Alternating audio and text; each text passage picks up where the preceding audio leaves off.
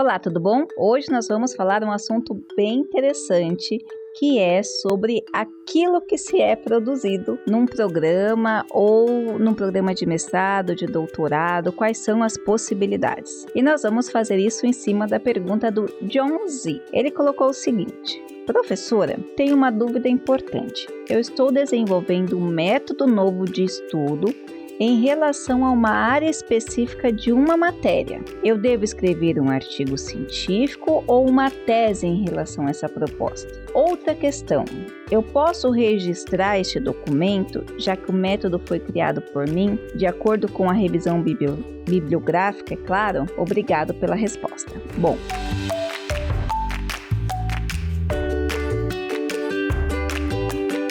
primeira coisa, eu tenho que agradecer que você deixou essa pergunta aqui pra gente. Com certeza é uma dúvida que acompanha aí a dúvida de várias pessoas e eu vou fazer o possível para responder da melhor maneira, aproveitando já para pedir que neste momento você coloque aquele like, se inscreva no canal, deixe seu comentário, vai preparando aí na sua cabeça esse comentário e compartilhe esse vídeo, é claro. Bom, são várias questões aqui, vários detalhes que envolvem essa pergunta aqui do John. A primeira: você pode tanto escrever um artigo quanto escrever uma tese, tá? Não se esqueça, se você vai produzir um artigo, você certamente vai promover esse artigo a uma submissão. Então, você vai ter 3 professores, mestres ou doutores, avaliando esse material para saber se ele atende todos os padrões científicos. Então, se esse método que você desenvolveu consegue adotar um modelo de um artigo científico, pode ser uma alternativa. Outra alternativa, se você quer uma coisa rápida, porque às vezes vem aquele insight e você quer colocar isso para a sociedade, para a academia e já quer colocar como seu, você pode pensar no ensaio. O ensaio, ele é um formato de artigo científico que ele é muito mais simples no sentido de pedir grandes detalhes de conduta, porque ele é um ensaio. Então, são teses, são metodologias que você está ainda formulando. Pode ser uma alternativa, porque se você está ensaiando, você faz esse ensaio e já registra como DOI, se você pretende posteriormente ver algum formato de patente ou alguma coisa, pode te auxiliar.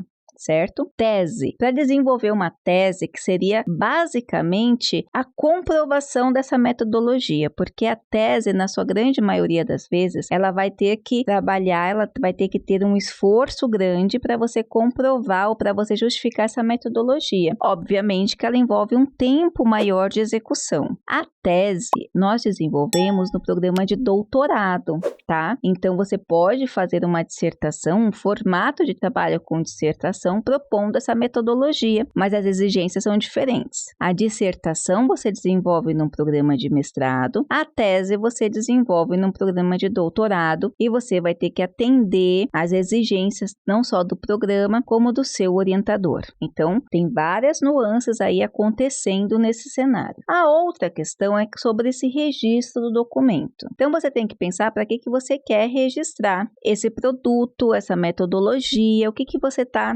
buscando com isso, tá? Quando você publica um material científico, um ensaio, uma dissertação, aquilo que você produz, aquilo que você trabalha, ele vira de domínio público. Então, desde que as pessoas te citem, como por exemplo, a pirâmide de Maslow.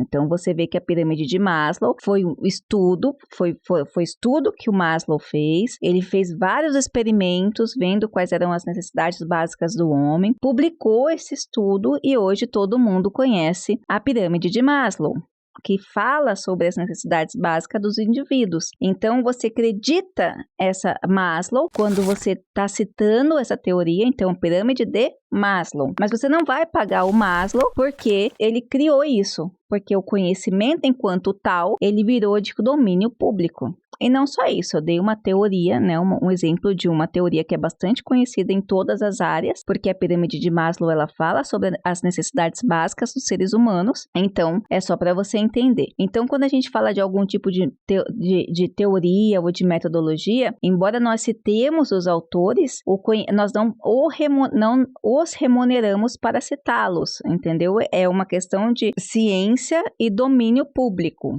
Agora, se você quer, eu quero fazer um método X e quero patentear para ganhar algum tipo de remuneração. Então, aí você tem outros mecanismos que não seja dentro dessa produção acadêmica. Posso registrar esse documento? Então, você pode, quando você publica, já é um registro. Quando você coloca o número DOI, é mais um registro, que aquele certificado, aquele conhecimento é seu. É como se fosse um RG. E esse número DOI que você coloca, se a revista ela tem os mensuradores, a Núcleo do Conhecimento agora tem, você consegue, ele fica mapeando a internet e vê quem utilizou do seu material para aquela citação, ok? E aí você colocou. Você criou, de acordo com a revisão bibliográfica, essa metodologia e você tem essas possibilidades. É muito comum que alguns pesquisadores tenham essa preocupação, por exemplo, eu criei um protótipo, como fica? A ciência, ela é muito colaborativa, então é o meu estudo que vai servir para alavancar outros estudos para melhorar a sociedade. O que eu ganho com isso, né? Você ganha,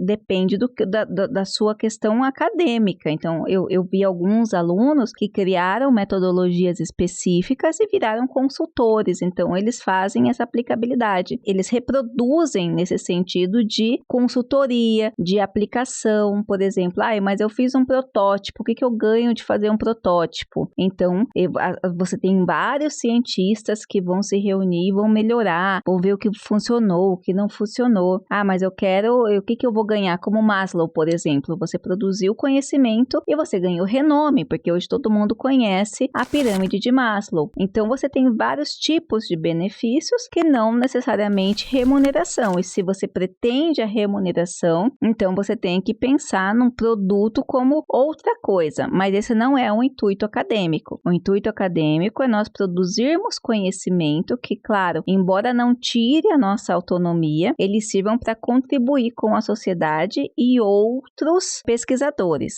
Não invalida, é claro que não invalida se você tem interesse comercial. Se você tem interesse comercial, você só tem que adotar uma estratégia para demonstrar, no mundo acadêmico eu vou até aqui, e no mundo comercial eu vou de uma outra forma. Então, você tem como pensar e esse pensamento ele vai exigir a questão de estratégia. Quando nós produzimos o pesquisador, né, ele é o pesquisador de alma e tem essas sacadas, ele tem essa contribuição, não só social, intelectual, eu acredito muito em Deus também, acho que espiritual, de contribuir para a sociedade de alguma forma. Então, por exemplo, se você está falando que você tem uma metodologia nova de uma matéria específica, isso pode contribuir para que você torne sujeitos mais pensantes, mais ativos e principalmente que esse ensino atenda a necessidade dessa sociedade contemporânea, por que não, né? Auxiliar os outros professores, auxiliar esse conhecimento. É claro que os professores não vão conseguir aplicar, e aí você pode pensar, como eu falei, numa consultoria para poder